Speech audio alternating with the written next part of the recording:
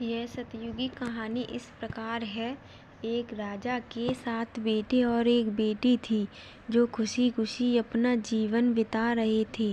7 भाई बहनों में इकलौती छोटी बहन बहुत ही शांत स्वभाव, आज्ञाकारी एवं संस्कारी थी। उनमें सबसे बड़े भाई का विवाह हो चुका था। 7 भाइयों में सबसे छोटा भाई एक आँख से अंधा। छोटे भाई के दिल में अपनी इकलौती बहन के लिए बड़ा प्यार एवं लगाव था। एक दिन बड़े राजकुमार अपनी पत्नी और अपने छोटे भाइयों के साथ लेकर अपने खेतों में काम करने चले गए। चूँकि उस जमाने में खेती बाड़ी आपसी सहयोग से हुआ करते थे, सभी लोग खेतों में काम करने चले जाने से पहले अपनी छोटी बहन को खाना बनाने का आदेश देकर घर से निकलते हैं। 7 राजकुमार की बहन अकेले घर पर खुशी खुशी सबके लिए खाना बनाने के लिए जंगल से सरौटी साग को तोड़कर लाती है और बड़े प्यार से सरौटी साग की सब्जी बनाने से पहले बैठी फल आदि काटने का औजार से साग को काटने लगती है। इसी दौरान वह अपनी उंगली भी काट बैठती है और रक्त की एक तेज धार निकलने लगती है, जिससे उसका पूरा हाथ खून खून हो जाता है। तब राजकुमारी सोचने लगती है कि क्या करूं, अगर घर के दीवार में खून को पोंछूंगी तो भैया लोग देख लेंगे और चिंता करेंगे, और यदि अपने कपड़ों में पोंछूंगी तो भाभी खून लगा कपड़ा देखकर माहवारी समझ खाना नहीं खाएंगी।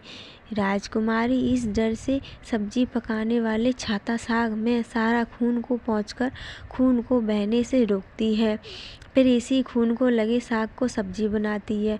उसके सारे भाई और भाभी अपने खेतों से लौटते हैं तो छोटी बहन हमेशा की तरह सभी के लिए साफ थाली में खाना और मिट्टी के लोटे में पीने के लिए पानी देती है, और सभी एक साथ खाना खाते हैं और पके हुए साग को खाकर खाने की जमकर तारीफ करते हैं।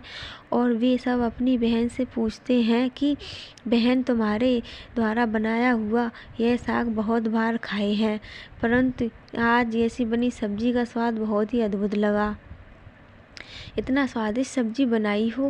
पहले तो राजकुमारी डर से सहम गई कि कहीं भाइयों को पता न चल जाए कि मेरे हाथ की उंगली कट गई है। फिर वही थोड़ा सोचकर बोलती है कि कुछ नहीं, या जैसा हमेशा की तरह पकाती हूँ वैसे ही तो बनाई हूँ। राजकुमारी अगले दिन 7 भाइयों के अनुरोध पर फिर से एक बार वही छाता साग की सब्जी बनाती है, परंतु भाइयों को पिछले दिन के जैसा स्वाद नहीं मिलता। फिर ऐसा ही अनुरोध 3-4 बार हुआ, लेकिन खून लगे साग का स्वाद उनके मन मस्तिष्क से उतर ही नहीं रहा था। असलियत जानने के लिए जिज्ञासावश 7 भाई और भाभी ने उससे उस दिन के खाने बनाने का तरीका जानने का जिद करने लगे। मजबूरन राजकुमारी को सारी घटना बतानी पड़ी। सच्चाई मालूम होने पर 5वां भाई, जो बहुत ही लालची किस्म का था, उसने बाकी भाइयों से कहा कि बहन का खून इतना स्वादिष्ट लगा तो इसका मांस कितना स्वादिष्ट होगा। यह बोलकर सभी भाइयों के बीच चर्चा करने लगता है। सबसे छोटे भाई को छोड़कर बाकी सब भाइयों ने राजकुमारी को मारकर उसका मांस खाने को राजी हो गए। मांस खाने की सोचकर उन सभी के मुंह में लार टपकने लगता है। भाइयों के मन में स्वादिष्ट खाना खाने के लिए वे कितने लालची बन गए, इसका आभास राजकुमारी को हो गया कि किस प्रकार उसके भाई उसकी मांस खाने की लालसा रखते हैं। एक दिन 7 भाई शिकार खेलने के बहाने राजकुमारी को लेकर घने जंगल में लेकर जाते हैं, जहां पूर्व से निर्मित 4 केंद्र के वृक्षों पर बने मचान के नीचे पहुंचते हैं, जिस पर अपनी बहन को यह झूठ बोलकर चढ़ने के लिए बोलते हैं कि इस मचान पर जंगली जानवर तुम पर हमला नहीं कर सकेंगे। इस प्रकार 7 भाई अपनी बहन को मचान पर बैठाकर अपना अपना धनुष लेकर शिकार करने का ढोंग करके चले जाते हैं।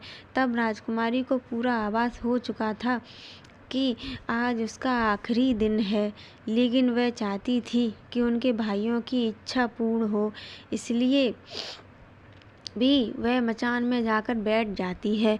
फिर सभी भाई केंद्र के वृक्ष पर बने मचान से कुछ दूरी पर स्थित टोंगरी मतलब छोटा सा पहाड़ पर अपने अपने धनुष बाण के साथ पहुंचते हैं और एक चट्टान पर बारी बारी से अपने बाणों को तेज धार प्रदान करते हैं।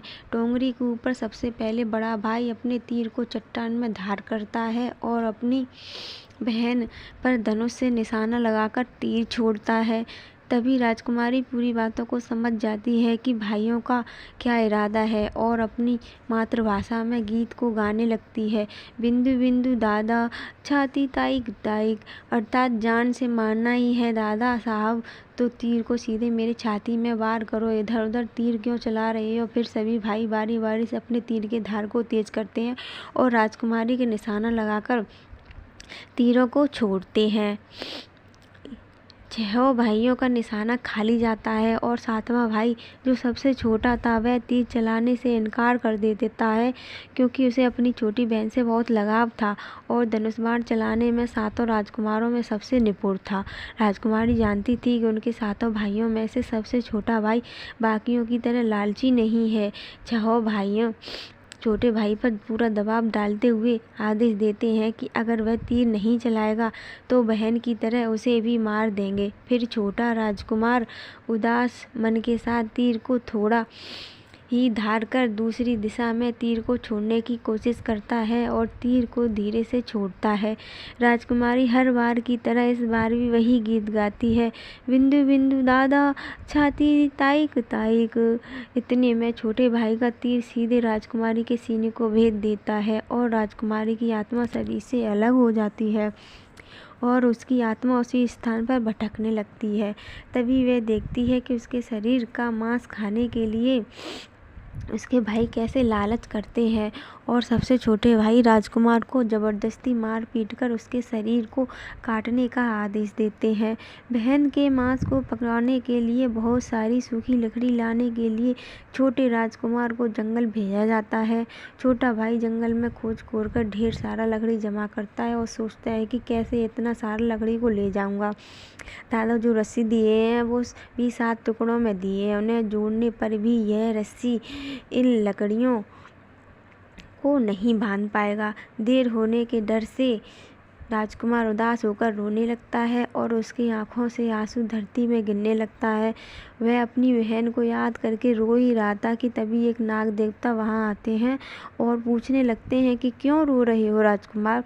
वह इधर उधर देखता है फिर किंतु कोई भी नजर नहीं आता। फिर राजकुमार को नाग देवता दिखते हैं और राजकुमार नाग देवता को अपनी पूरी आपबीती सुनाते हैं।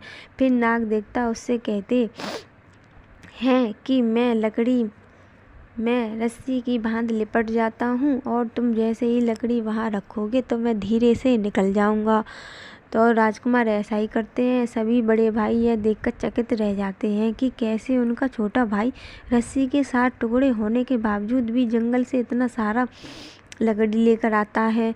तत्पश्चात भी लोग अपने छोटे भाई को पानी लाने के लिए एक घड़ा में 7 छेद करके भेज देते हैं।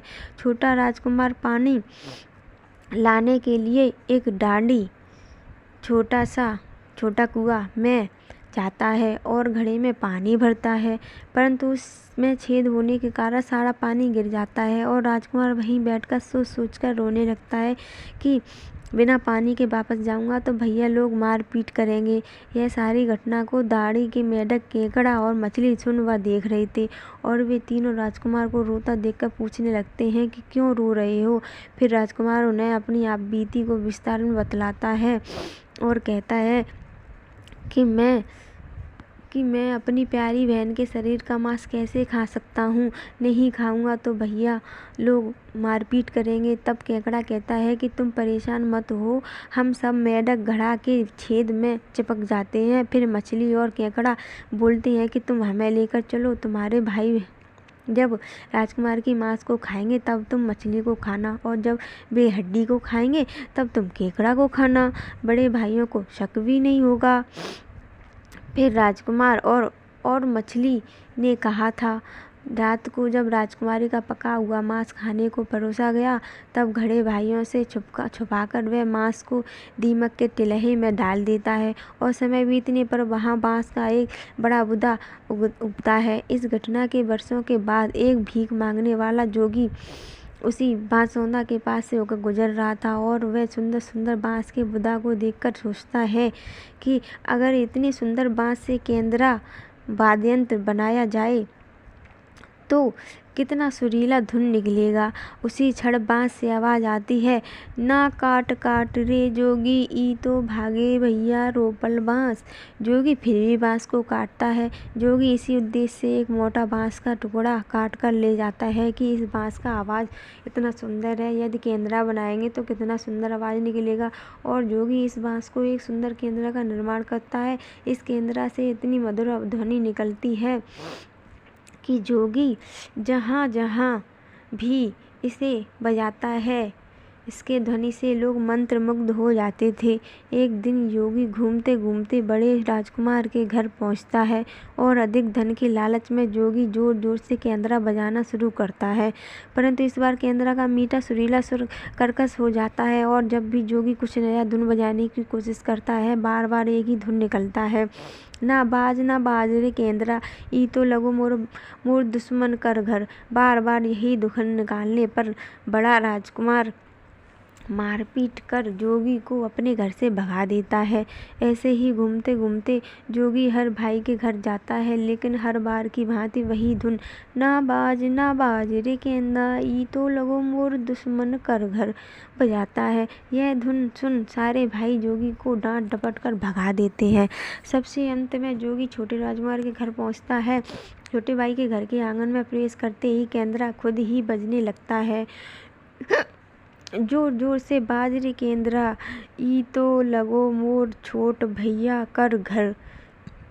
बड़ा ही मधुर मीठे स्वर का धुन सुनकर छोटा राजकुमार चंद्राकर मोहित हो जाता है और यह धुन सुनकर छोटे राजकुमार से रहा नहीं गया और जोगी से केंद्रा ही मुंह मांगी सोने की मोहरें देकर उसे खरीद लेता है तथा जोगी को अच्छे से मेहमान नवाजी कर अच्छे से विदा कर दिया जाता है। धीरे धीरे समय बीतता है। छोटे राजकुमार अपने काम से कुछ दिनों के लिए बाहर जाते हैं। जब वह वापस लौटता है तो देखता है कि उसका कमरा बहुत सुंदर ढंग से सजा हुआ है और घर के सारे बर्तन अच्छे तरीके से रखे हुए हैं। तब छोटा राजकुमार सोचता है कि हमेशा मेरे कमरे की साफ सफाई घर के नौकर करते हैं, लेकिन कभी भी इतना सुंदर नहीं सजाया गया। फिर राजकुमार अपने नौकरों से पूछताछ करते हैं, तो मेरे कमरे को इतना सुंदर किसने सजाया? तो नौकरों को मना करने पर राजकुमार जी सोच में पड़ जाते हैं कि शायद कोई भाभी आई होगी और मेरे कमरे को सजा कर गई होगी।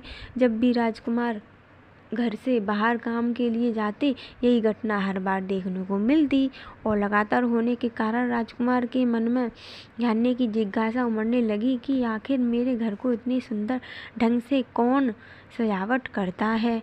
वह अपने भाइयों तथा भाभियों से भी पूछता है और वे लोग भी सजावट करने की बात से साफ मना कर देते हैं। एक दिन राजकुमार सच्चाई पता लगाने के लिए किसी काम का बहाना कर बाहर जा रहे हैं बोलकर निकलते हैं और छुपकर पुनः वापस आकर अपने कमरे में रखे खजूर के गोल मोड़े हुआ चटाई के अंदर छुप जाते हैं। कुछ समय इंतजार के बाद राजकुमार देखते हैं कि एक खूबसूरत सी लड़की केंद्रा से निकलकर कमरे में अंदर आती है और सारे काम की साफ सफाई कर वापस उसी केंद्रा में समा जाती है। यह देख राजकुमार की आंखें खुली की खुली रह जाती हैं, चूँकि उस लड़की की शक्ल राजकुमार की छोटी की बहन जैसी ही होती है। राजकुमार अगले दिन फिर से एक बार उसी प्रकार छुप जाते हैं और जैसे ही वह सुंदर लड़की पूरे कमरे की साफ सफाई का काम खत्म कर वापस केंद्रा में जाने लगती है, तब छोटे राजकुमार उस लड़की का हाथ पकड़ लेते हैं और तुरंत उस केंद्रा को जिसमें वो चली जाती थी उसको तुरंत वो जला देते हैं, जिसके बाद वह लड़की हमेशा के लिए मानस रूप में परिवर्तित हो जाती है और दोनों भाई बहन खुशी खुशी अपना जीवन जीते हैं।